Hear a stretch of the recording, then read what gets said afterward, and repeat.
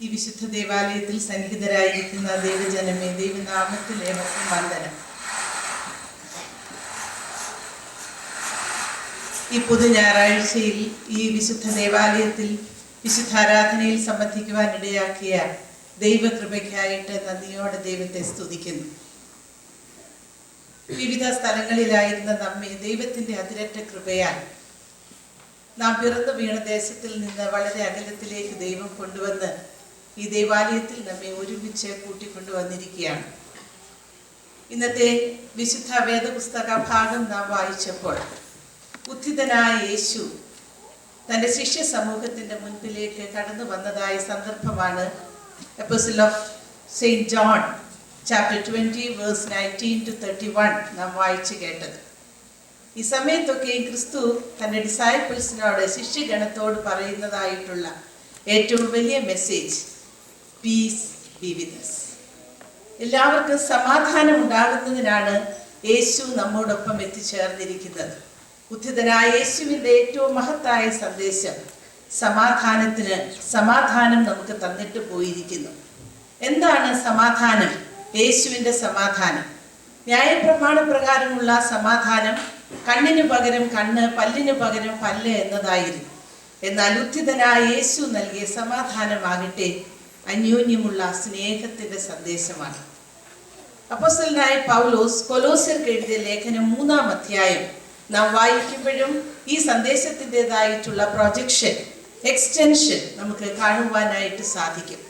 ഉത്ഥിതനായ യേശു ക്രൂശാരോഹണത്തിന് ശേഷം ഉത്ഥിതനായി ദൈവത്തിൻ്റെ വലത്തുഭാഗത്തിരിക്കുന്നതിനാൽ നാം ക്രിസ്തുവിനോട് ചേരുന്നതിന് ആഗ്രഹിക്കുക. അങ്ങനെ ആഗ്രഹിക്കുമ്പോൾ നാം ചെയ്യേണ്ടത് എന്ത് എന്ന് സെയിൻറ്റ് പോൾ കൊലോസ്യർക്ക് എഴുതിയ ലേഖനം 3-ാം അധ്യായത്തിൽ സൂചിപ്പിച്ചിട്ടുണ്ട്.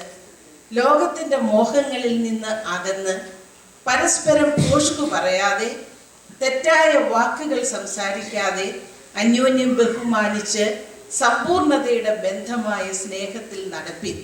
ക്രിസ്തു നമുക്ക് നൽകിയ ഏറ്റവും വലിയ മെസ്സേജ് ലവ് ആൻഡ് പീസ്, സ്നേഹം, സമാധാനം എന്നുള്ളതാണ്. ഇന്ന് വായിച്ചു കേട്ട വേദഭാഗത്തിലും പരിശുദ്ധാത്മാവിനെ ശിഷ്യഗണത്തിന് ക്രിസ്തു നൽകിയതായിട്ട് നാം വായിച്ച് മനസ്സിലാക്കുന്നു. പരിശുദ്ധാത്മാവിനെ നൽകുമ്പോൾ നമുക്കുണ്ടാകുന്നതായ ക്വാളിറ്റീസിനെ കുറിച്ച് നാം ഗലാത്യ ലേഖനത്തിൽ വായിക്കുന്നുണ്ട്. നമുക്കൊരു ഇൻട്രോസ്പെക്ഷൻ നടത്തി നോക്കാം. നമുക്ക് പരിശുദ്ധാത്മ കൃപ ലഭിച്ചിട്ടുണ്ടോ? കൃപയുണ്ട് എങ്കിൽ 3 കാറ്റഗറൈസ് ചെയ്ത് 3 തരത്തിൽ നമുക്ക് ചിന്തിക്കാം. ഒന്ന്, നമുക്ക് ദൈവത്തോട് വിശ്വസ്തതയുണ്ടോ? Are we faithful to God? Are we faithful to our teachers? Are we faithful to our elders, our parents, our profession? Are we faithful to our neighbors? ഇങ്ങനെ നമുക്ക് ഒന്നാമത് ചിന്തിക്കാം. രണ്ടാമത് നൽകുന്ന ക്വാളിറ്റി മീക്ക്നെസ്, സൗമ്യത. Meekness, it is not weakness. Meekness is the greatest strength that we attain from Jesus Lord. Meekness ഉള്ള ഒരാൾക്ക് മാത്രമേ ദൈവത്തോട് ചേർന്ന് വസിക്കുവാനായിട്ട് പറ്റുകയുള്ളൂ. മൂന്നാമത് നമുക്കുണ്ടായിരിക്കേണ്ട പരിശുദ്ധാത്മ കൃപ സെൽഫ് കൺട്രോൾ, സെൽഫ് മാസ്റ്റർ. പ്രത്യേകിച്ചും ഇവിടെ ഇരിക്കുന്ന യങ്സ്റ്റേഴ്സിനോട് എനിക്ക് പറയാനുള്ളത്, please never play with sin. പാപവുമായിട്ട് കളിക്കാൻ പോകരുത്. Have self mastery. നമ്മിൽ തന്നെ ഒരു സെൽഫ് കൺട്രോൾ ഉണ്ടാക്കുക. ഇതാണ് പരിശുദ്ധാത്മ കൃപയുടെ ഒന്നാമത്തെ ഭാഗം. രണ്ടാമത്തെ സെഷൻ എന്ന് പറയുന്നത് മറ്റുള്ളവരോട് നമുക്കുണ്ടാകുന്ന ദൈവകൃപയാണ്. ദീർഘക്ഷമ, ദയ, പരോപകാരം. ദൈവം നമുക്ക് പലതും തന്ന് അനുഗ്രഹിച്ചിരിക്കുന്നു. നമുക്ക് ക്ഷമയുണ്ടോ? R V patient? മറ്റുള്ളവരോട് ക്ഷമയോടുകൂടെ പെരുമാറുവാൻ നമുക്ക് സാധിക്കുന്നുണ്ടോ? നമ്മുടെ വാക്കുകൾ, 5 കാര്യങ്ങൾ നമുക്ക് ശ്രദ്ധിക്കാം. പലപ്പോഴും നാം ഉപയോഗിക്കുന്ന ഒരു ഇൻസ്ട്രുമെന്റ് ആണ് watch. WATCH. W for words, A for our actions, T for our thoughts, C for our character, H for our habits. ഈ 5 തലത്തിലും നമുക്ക് എത്രമാത്രം ക്ഷമയുണ്ട് എന്ന് നമുക്ക് ചിന്തിക്കാം. ദയയുള്ളവരായിരിക്കുക, മറ്റുള്ളവർക്ക് പരോപകാരം ചെയ്യുക. അപ്പോൾ ദൈവത്തിൽ നിന്ന് നമുക്ക് ലഭിക്കുന്ന വലിയ കൃപയാണ് സ്നേഹം, സന്തോഷം, സമാധാനം. Love, happiness and piece of mind. എത്രമാത്രം പ്രതിസന്ധികൾ, ക്രൈസിസ്, നമുക്കുണ്ടെങ്കിലും നമുക്ക് ലഭിക്കുന്ന ആ വലിയ സമാധാനത്തെ കുറിച്ചാണ് ക്രിസ്തു തൻ്റെ ഡിസൈപ്പിൾസിനോട് ഉദ്ധിതനായതിനു ശേഷം പറഞ്ഞത്. അവിടെ ഇരുന്ന ശിഷ്യഗണത്തിൽ ഒരാൾ അവിടെ ഇല്ലായിരുന്നു, ദിദിമോസ് എന്ന തോമസ്. ആ ദിദിമോസ് എന്ന തോമസ് പിന്നീട് ക്രിസ്തുവിനെ കാണുകയും ആ ക്രിസ്തുവിനെ വിളിക്കുന്നുണ്ട്, my Lord and my God. ഇവിടെ ഇരുന്നു കൊണ്ട് നമ്മൾ പ്രാർത്ഥിക്കേണ്ടത് അതാണ്. ഇന്ന് ഈ ദേവാലയത്തിൽ വന്നിട്ട് നമുക്ക് എത്ര പ്രാവശ്യം വിളിക്കുവാൻ പറ്റി, my Lord and my God. എൻ്റെ ദൈവത്തിൽ നിന്ന് ഞാൻ എത്രമാത്രം അകലെയാണ്. ഇന്ന് നമുക്ക് ചിന്തിക്കുവാനുള്ള വിഷയം ഇതാണ്. എൻ്റെ കർത്താവെ, ഞാൻ അവിടുത്തേതിൽ നിന്ന് എത്രമാത്രം അകലെയാണ്. എൻ്റെ കർത്താവിൻ്റെ അടുത്തേക്ക് വരുന്നതിന് ഞാൻ ഇനിയും എത്രമാത്രം ദൂരം സഞ്ചരിക്കണം. ഇന്ന് ഒത്തിരി മൈലുകൾ സഞ്ചരിച്ചാണ് നാം ഓരോരുത്തരും ഈ ദേവാലയത്തിലേക്ക് വന്നത്. നമ്മൾ അതിനുള്ളതായിട്ടുള്ള ഒരു tedious സ്റ്റെപ്പ് എടുത്തിട്ട് തന്നെയാണ് ദേവാലയത്തിലേക്ക് വന്നത്. പക്ഷേ എൻ്റെ ദൈവത്തിൻ്റെ അടുത്ത് ചെല്ലുവാൻ ഞാൻ ഇനിയും എത്രയോ മൈലുകൾ കൂടുതൽ സഞ്ചരിക്കുവാനുണ്ട്. ആ യാത്ര മനോഹരമായിട്ട് ചെയ്യുന്നതിനാണ് ദൈവം നമുക്ക് ഈ ആയുസ് നൽകിയിരിക്കുന്നത്. ബഹുമാനപ്പെട്ട അച്ഛൻ ഇന്നലെ ക്രിസ്ത്യൻ പേരന്റിങ്ങിനെ കുറിച്ച് അല്പം പറഞ്ഞ് നിർത്തണമെന്ന് പറഞ്ഞു. ആ ഭാഗത്തൂടെ കടക്കാം. അപ്പോസ്തലനായ പൗലോസ് കൊലോസ്യർക്ക് എഴുതിയ ലേഖനം 3-ാം അധ്യായത്തിന്റെ അവസാന ഭാഗത്ത് 4 കാര്യങ്ങൾ പറഞ്ഞിട്ടുണ്ട്. 1 ഹസ്ബൻഡ്സിനോട് പറയുന്നതാണ്. 2 ഭാര്യമാരോട് വൈഫ്സിനോട് പറയുന്നു. 3 കുട്ടികളോട്, കുഞ്ഞുങ്ങളോട്, to the children, then to parents. 4 കാര്യങ്ങൾ. Be submissive to your husbands. സ്ത്രീകളോട് പറയുന്ന ഒരു വലിയ സന്ദേശമാണ്. എത്ര വലിയ ജോലി ചെയ്താലും, എത്ര സാലറി മേടിച്ചാലും, എത്രമാത്രം എഡ്യൂക്കേഷണൽ ക്വാളിഫിക്കേഷൻസ് ഉണ്ടായാലും, എത്രമാത്രം ടാലൻസ് ദൈവം നമുക്ക് തന്നാലും, ദൈവം തന്ന ലൈഫ് പാർട്ട്ണറിനോട് സബ്മിസീവായിട്ട് ജീവിക്കുമ്പോൾ മാത്രമേ ഒരു ടീം സ്പിരിറ്റോട് കൂടി ഒരു ഫാമിലി നമുക്ക് ഉണ്ടാവുകയുള്ളൂ. then only we can have a model family life. രണ്ടാമത് പറയുന്നു, ഹസ്ബൻഡ്സിനോട് നൽകുന്ന മെസ്സേജ് ആണ്, love your life partner, love your wifes. നിങ്ങളുടെ ഭാര്യയെ നന്നായി സ്നേഹിക്കുന്നതിന് വേണ്ടി ശ്രദ്ധിക്കുക. എന്താണ് ഈ സ്നേഹം? പെട്ടെന്ന് ഒരു വാക്കിൽ പെട്ടെന്ന് പറയാം. LOV is love. L is listening. L is listening. നമ്മൾ ശ്രദ്ധിക്കുമ്പോഴാണ് നമ്മുടെ സ്നേഹം വളരുന്നത്. സമയമില്ലാതെ എക്സ്പ്ലെയിൻ ചെയ്യാൻ. O is openness. Have open communication with husband, with children, with neighbors, with cousins, with friends. ഇതുണ്ടായിരിക്കട്ടെ. മൂന്നാമത് have values in life. V values. ഈ encouragement. കുഞ്ഞുങ്ങളോട് പറയുന്നു, obey your parents. നിങ്ങൾ നിങ്ങളുടെ മാതാപിതാക്കളെ അനുസരിക്കുക. പേരൻസിനോട് പറയുന്നു, never frighten and belittle your children. നിങ്ങളുടെ കുഞ്ഞുങ്ങളെ നിങ്ങൾ ഭയപ്പെടുത്താതെ, അവരെ കൊച്ചാക്കി സംസാരിക്കാതെ, give them positive strokes. Give them positive strokes. അവരെ ഉയർത്തിക്കൊണ്ട് വരുന്നതിന്, അവരെ കോപിപ്പിക്കാതെ വളർത്തുന്നതിന് വേണ്ടി ശ്രമിക്കുക. പ്രോപ്പർ ക്രിസ്ത്യൻ പേരന്റിങ്ങിന്റെ ഏറ്റവും നല്ല കീ അഡ്രസ് ആണ് കൊലോസ്യർക്ക് എഴുതിയ chapter 3-ലുള്ളത്. 1 be submissive to your husbands, then love your wife, obey your parents, and never belittle your children.